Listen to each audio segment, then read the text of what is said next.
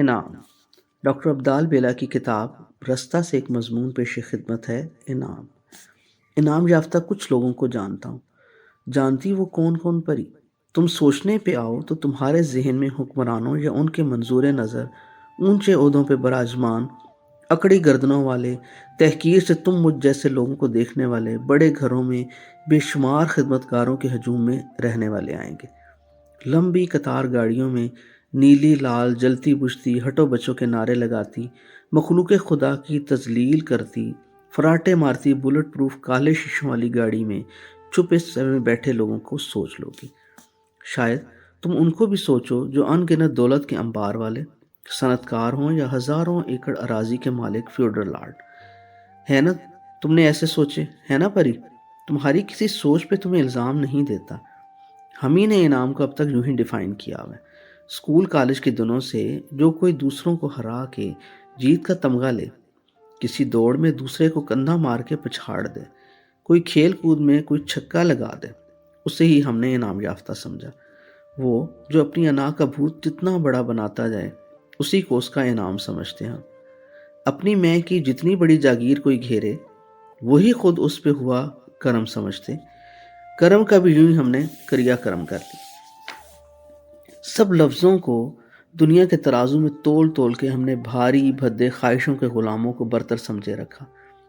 یہ سب وہ جن کو ان کی خواہشیں ہانکتی پھرتی، انہی کو عالی مرتبت ہم سمجھ بیٹھے۔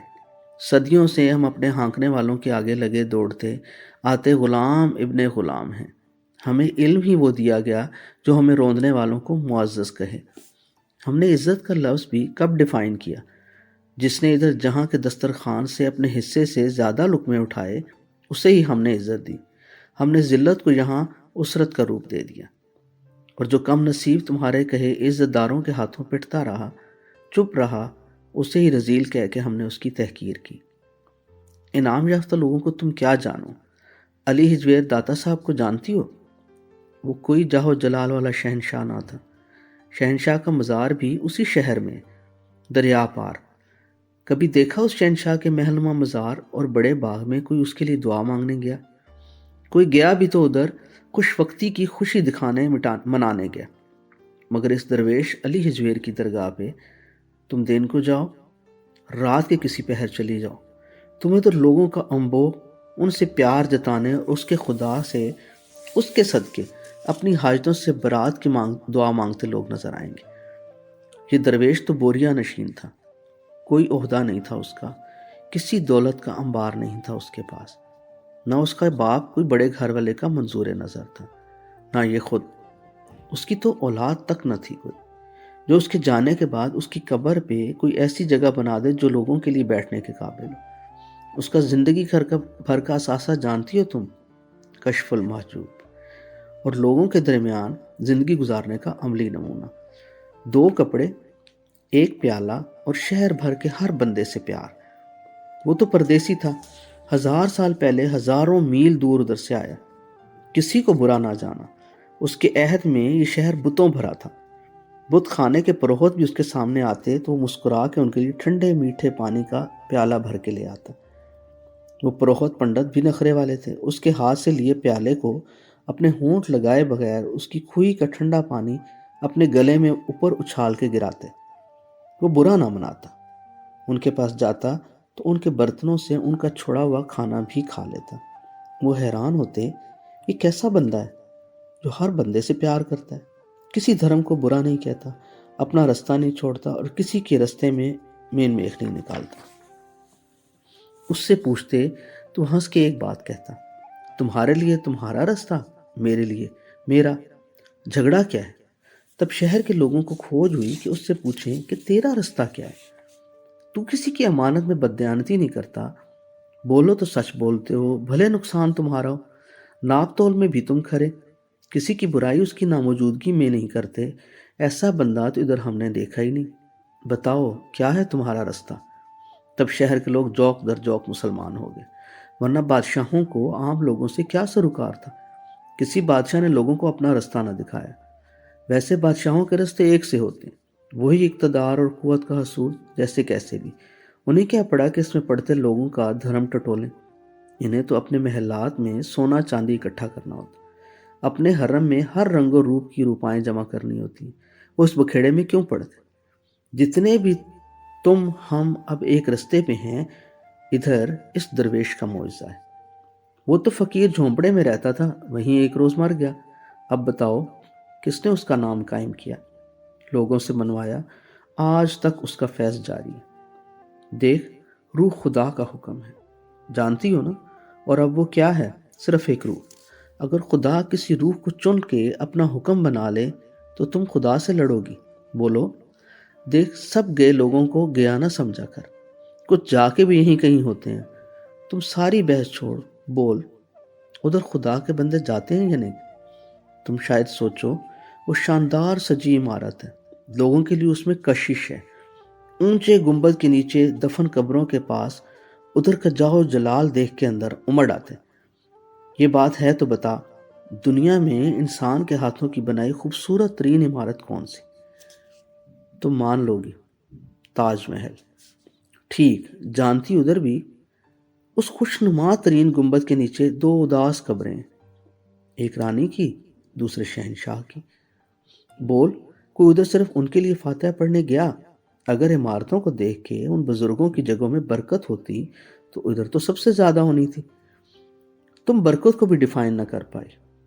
چھوڑ اب ساری باتیں، تم سے ادھر کیسے کروں؟ تم نے انعام یافتہ لوگ دیکھے ہیں تو سنو۔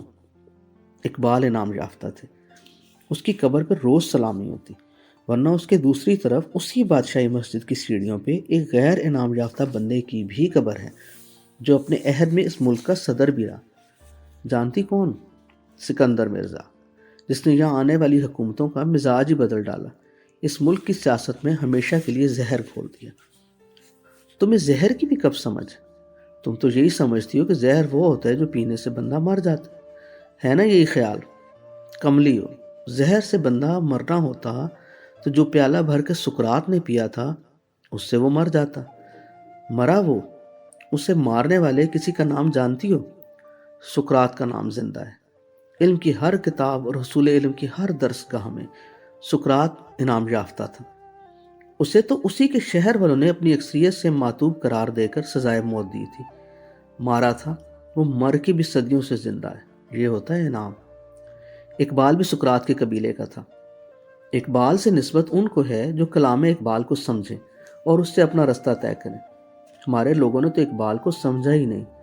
ایران، ترکی، یوگوسلاویا، چیک ریپبلک اور جرمنی جا کے دیکھو، وہ گوئٹے اور نٹشے کی طرح اقبال کے مداح ہیں۔ اقبال انعام یافتہ ہے، اور جانتے ہیں انعام یافتہ لوگ تو ان میں ہمارے لوگوں میں بڑا نام محمد علی جناح قائد اعظم کا ہے۔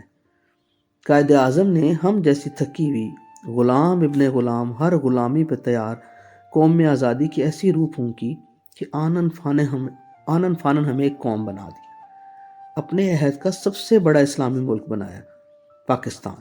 اب جو تم پاکستان لیے بیٹھی ہو وہ تو آدھا ہے، آدھا ہم نے اپنی عزت، آبرو، وقار، اقتدار اور قوت کی بگڑی شکلوں سے بگاڑ دیا، توڑ دیا۔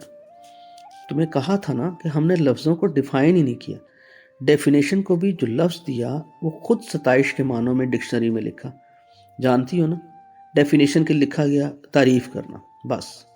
ہم ڈیفینیشن قدروں کی کرتے سمے بھی مقتدر قوتوں کی ستائش میں لگے رہے، کھوکھلے لفظوں کو اپنے حلق سے اگالتے رہے، مفہوم سے آری بے معنی بیکار لفظ جن سے صرف اکڑی غرور بھری گردنیں اور اکڑتی رہیں، کمزور نحیف جسم اور لاغر ہوتے گئے۔ انعام یافتہ سلطان باہو ہیں، اس لیے نہیں کہ ان کے سینکڑوں جانشین اپنے محلات میں مخلوق خدا کو اپنے پیروں میں بٹھا کے اپنی پیری کرتے ہیں، اس لیے کہ ان کا کلام زندہ ہے۔ ابیات باہو پڑھی کتاب؟ سلطان الطاف علی جو انہی کے خانوادہ کے صاحبزادے ہیں، انہوں نے وہ شرح لکھی۔ انہی کا بھتیجا میرا یار محسن سلطان اپنے گھر میں سلطان باہو کے تبرکات کا میوزیم بنائے ہوئے۔ سلطان باہو وہی ہیں جنہوں نے انگریز کے عہد میں کئی مہینے پہلے یہ خبر اپنے ایک عقیدت مند کو خواب میں آ کے دی تھی کہ سیلاب آ رہا ہے، چناب کنارے میری قبر کو بہہ جانے کا امکان ہے، اسے اس جگہ سے ہٹا کے اونچی جگہ لے جاؤ۔ 300 سال بعد ان کی قبر کشائی ہوئی۔ 3 صدیاں پہلے ان کا پہنا کفن اسی طرح مشک اور لوبان سے معطر تھا۔ کفن تر و تازہ تھا، اس پہ پڑی گلاب پتیاں گلابی، جس میں مبارک ایسے جیسے ابھی آنکھ لگی ہو۔ یہ کوئی دیو مالائی کہانی نہیں، سینکڑوں لوگوں کی جاگتی آنکھ سامنے واقع ہے، جسے لکھا بھی اس زمانے کے ڈپٹی کمشنر نے اپنے خطے کی رداد میں، جس کا رستہ کوئی اور تھا۔ وہ بھی پوچھ بیٹھا 300 سال پہلے یہ دفن ہوا شخص کون تھا، کیا تھا اس کا رستہ اور کیا ہے اس کا اثاثہ۔ اثاثہ کلام باہو ہے، یہ ہوتا ہے نام۔ بلے شاہ کو جانتی ہو؟ قصور شہر والوں نے اس کی میت کو اپنے شہر میں دفن کرنے سے منع کر دیا۔ اس کے تھوڑے سے چاہنے والوں نے مرے ہوئے بلے شاہ کا جسم چارپائی پہ ڈال کے شہر کی حدود کے باہر دفن کر دیا۔ تم نے دیکھا انعام بانٹنے والے کا کام؟ پورا شہر پرانی جگہ سے اٹھا کے وہاں لے آیا جدھر بلے شاہ کی قبر تھی۔ وہی جگہ شہر کا مرکز بن گئی۔ پھر بھی بلے شاہ کی بات برحق ہے۔ بلے شاہ سا مرنا نہیں، گور پہ آ کوئی ہور۔ یہ ہوتا ہے انعام۔ یوں ہوتے ہیں انعام یافتہ لوگ۔ ایسے ہی انعام یافتہ لوگ ملتان میں ہیں۔ بہاؤدین ذکریہ جن کے قدموں سے اٹھ کے جانے والے شاہ رکن عالم بن جاتے ہیں، جانتی ہو نا، یہ انہی کے پوتے تھے۔ بہاؤدین ذکریہ اپنے دادا کے قدموں میں دفن تھے کہ وقت کے بادشاہ فیروز شاہ تغلق کو 3 بار خواب میں کہا، تم کیا جانو کون میرے پیروں میں پیر سمیٹ کے لیٹا ہوں۔ تب بادشاہ نے وہ ایشیا کا سب سے اونچا گنبد جو اپنے لیے بنایا تھا، اس میں شاہ رکن عالم کو اٹھا کے ان کا مزار بنا لیا۔ اسی ملتان میں شاہ شمس تبریز، جن کی کہانی سناؤں تو پوری الگ کتاب بنے۔ یوں ہوتے ہیں انعام یافتہ لوگ۔ امام بری کو جانتی ہو؟ اسلام آباد کے لیے جنہوں نے کہا تھا 300 سال پہلے کہ میرے قدموں میں جو شہر بنے گا وہ عالم اسلام کا مرکز ہوگا۔ شہر بنا تو اسلام آباد اتھارٹی نے صدر گھر کے پیچھے ان کے مزار جاتی گزرگاہ کو شہر کی حدود سے باہر کچی بستی ڈکلیئر کر دیا۔ تبھی ابھی تک یہاں سارے معاملے کچے ہیں۔ حجرہ شاہ مقیم کو جانتی ہو؟ ادھر شاہ مقیم کے پڑپوتے اعجاز شاہ گیلانی میرے گہرے دوست، ان کی کہانی لمبی ہے، پھر کبھی سناؤں گا۔ وہ ہیں انعام یافتہ۔ ہر شہر ہر علاقے میں کوئی نہ کوئی انعام یافتہ۔ کشمیر انعام یافتہ لوگوں سے بھرا پڑا۔ 1 صدی ہونے کو آئی، ادھر کے جوان سینے پہ گولی کھا کے پاکستانی پرچم میں لپٹ کے دفن ہوتے آ رہے۔ یہ ہیں انعام یافتہ شہید۔ ہمارے آزاد کشمیر کی راجدھانی مظفر آباد میں بھی ایک انعام یافتہ کا مزار ہے۔ نام جانتی ہے؟ سہیلی سرکار۔ ان کی قبر کو سلامی دے کر رستہ اوپر آزاد کشمیر کے وزیر ہاؤس جاتا۔ کشمیر میں راجہ کوئی بھی ہو، راج سہیلی سرکار کا ہوتا، سکہ انہی کا چلتا۔ اس لیے کہ برسوں وہ 7 بہتے نیلم دریا، جہاں نیلم اور جہلم کا سنگم ہوتا، ادھر ایک پتھر کی ٹیک لے کر بیٹھے لوگوں میں برکت بانٹتے رہے۔ اب لفظ برکت کو بھی ڈیفائن کر لیں تو اچھا ہے۔ آقا صلی اللہ علیہ وسلم کتاب پڑھی؟ آقا صلی اللہ علیہ وسلم کی رضاعت کا واقعہ سنا؟ دودھ پلانے والی 10 آیائیں مکہ پہنچ گئیں۔ جن جن گھروں میں بچے پیدا ہوئے تھے، باری باری ہر آیا ان گھروں میں گئی۔ سیدہ آمنہ رضی اللہ تعالیٰ عنہ کے گھر میں ایک ایک کر کے ساری آیائیں آئیں۔ سب نے دیکھا بچہ صحت مند ہے، خاندان جاؤ حشم والا ہے، مگر بچہ یتیم ہے۔ ہر آیا دودھ پلانے کی مدت ختم ہونے پہ بچے کے باپ سے انعام کی توقع رکھا کرتی تھی۔ جس بچے کا باپ مر چکا ہو وہاں کس سے وہ توقع کرتی؟ ایک یتیم بچہ کسی نے گود نہ لیا۔ وہ یتیم بچہ رسول خدا صلی اللہ علیہ وسلم تھا۔ ایک مسکین آیا کو کسی نے اپنا بچہ نہ دیا۔ وہ آیا بی بی حلیمہ تھی۔ شام ہو گئی، شہر سے باہر اپنے بنائے عارضی پڑاؤ کی طرف ساری آیائیں چلنے لگی۔ بی بی حلیمہ رضی اللہ تعالیٰ عنہ اپنے خاوند سے سرگوشی میں بولی، ابو شیمہ، مجھے کسی بچے کو گود لیے بغیر پڑاؤ میں دوسری آیاؤں سے آنکھ ملانے سے شرم آتی۔ شہر کے سارے بچے کسی نہ کسی نے لے لیے، ایک یتیم بچے کو سب منع کر رہے۔ میں نے بھی اسے منع کر دیا تھا، تم کہو تو اسے لے آؤں؟ ابو شیمہ بولے، لے آؤ۔ بی بی حلیمہ نے سیدہ آمنہ رضی اللہ تعالیٰ عنہ کے دروازے پر دوبارہ دستک دی، بولی بچے کو گود لینے آئی۔ سیدہ آمنہ نے اپنا لال اس کی جھولی میں ڈال دیا۔